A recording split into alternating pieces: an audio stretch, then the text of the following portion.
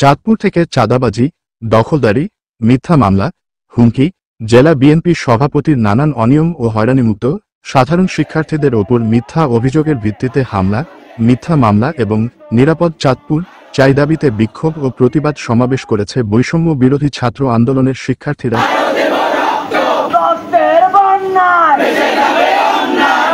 রোববার 22 সেপ্টেম্বর বেলা 11টায় চাঁদপুর প্রেসক্লাব প্রাঙ্গণে ছাত্ররা জমায়েত হয়। এ সময়ে তারা নিরাপদ চাঁদপুর চাই দাবিতে বিভিন্ন স্লোগান দিতে থাকেন। প্রেসক্লাবের সামনে মানববন্ধন শেষে প্রায় 5 শতাধিক শিক্ষার্থী বিক্ষোভ মিছিল নিয়ে শহরের বিভিন্ন সড়ক প্রদক্ষিণ করে। পরে চাঁদপুর জেলা প্রশাসক ও পুলিশ সুপারের মাধ্যমে বর্তমান সরকারের প্রধান উপদেষ্টা বরাবর স্মারকলিপি প্রদান করেন। স্মারকলিপিতে শিক্ষার্থীরা উল্লেখ করেন, ইতিহাস লেখার কালি সবসময় লাল হয়, কারণ ইতিহাস লিখতে হয় রক্তে। বরাবর বাংলাদেশের ইতিহাসে ব্রিটিশ আমল থেকে এই রক্ত দিতে ছাত্ররা কখনো পিছপা হয় নাই। যতবার বাংলাদেশের ইতিহাস লেখা হয়েছে ততবার রক্ত দিয়ে লেখা হয়েছে। বর্তমান 2024 সালে আমরা যে ছাত্র এবং জনতার অভ্যুত্থানের মাধ্যমে যে স্বাধীনতা আনছি, এই স্বাধীনতার মূল লক্ষ্য হলো জনগণ বান্ধব সরকার গঠন, জনগণ বান্ধব প্রশাসন গঠন। আমরা জানি নিয়ম অনুযায়ী যখন একটি অভিযোগ দায়ের হয় কোনো মামলা করার জন্য, তখন একটি সাধারণ তদন্ত করার মাধ্যমে ন্যূনতম সত্যতা যাচাইয়ের পরে সেই মামলা রুজু করতে হয়। আমাদের বিরুদ্ধে অর্থাৎ চাঁদপুরের সাধারণ ছাত্র সমাজের বিরুদ্ধে থানা কর্তৃক, এসআই সামাস্টার কর্তৃক এবং কোরালিয়া বাসিন্দা ওনার নাম সম্ভবত নয়ন পাটোয়ারি কর্তৃক যে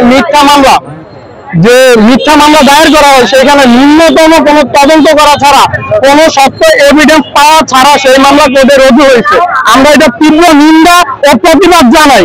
আমরা সাধারণ ছাত্ররা বিশ্বাস করি, আমরা যদি একতাবদ্ধ থাকতে পারি তাহলে যে কোনো স্বৈরাচার যুগে যুগে, স্বৈরাচার মানে আওয়ামী লীগ না, যে শিরোনাম যেই ট্যাগ ব্যবহার করে স্বৈরাচারী কর্মকাণ্ড করবে সেই স্বৈরাচার মানে আওয়ামী লীগ না, যেই পরিচয়ে স্বৈরাচারী করবে সেই স্বৈরাচার। আমরা সকল স্বৈরাচারের বিরুদ্ধে সর্বদা সোচ্চার থাকবো। সেক্ষেত্রে আমাদেরকে যদি মিথ্যা মামলা দিয়ে প্রতিহত করার চেষ্টা হয়, তাহলে সেই চেষ্টাতে দ্বিতীয় চেষ্টা চাঁদপুরের ছাত্র সমাজ, সারা দেশের ছাত্র সমাজ যে তাদের রক্ত দিতে, অন্যায়ের বিরুদ্ধে সোচ্চার থাকতে সদা প্রস্তুত।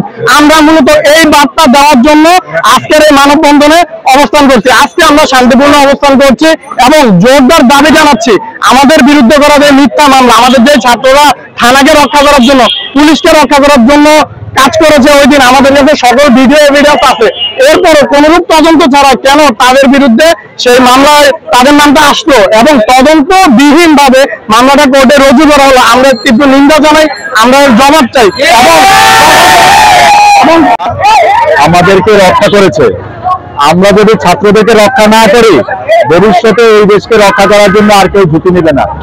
বিভিন্ন 5ই আগস্টের পর বিভিন্ন পক্ষের মধ্যে অনেক অস্থিতিশীলতা, অনেক অরাজকতা পরিলক্ষিত হচ্ছে। একটি সুন্দর বৈষম্যমুক্ত বাংলাদেশ গড়ার জন্য সকল পক্ষকেই ধৈর্য ধারণ করতে হবে এবং ধৈর্যের সাথে আগামীর বাংলাদেশ বিনির্মাণের জন্য স্যাক্রিফাইস করতে হবে।